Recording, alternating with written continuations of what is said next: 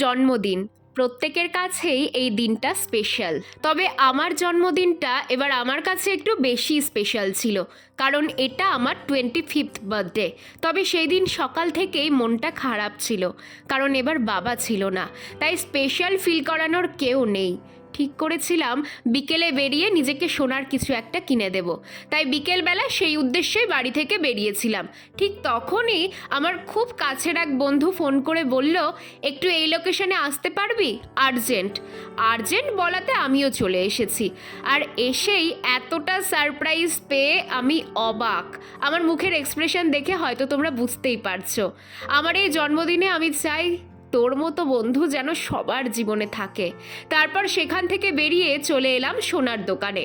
প্রথমে ব্রেসলেট দেখলেও গিফট হিসেবে যেহেতু জিভা থেকে একটা ব্রেসলেটই পেলাম, তাই নিজেকে এই রিংটা গিফট করলাম। কেমন হয়েছে তোমরা জানিও তো।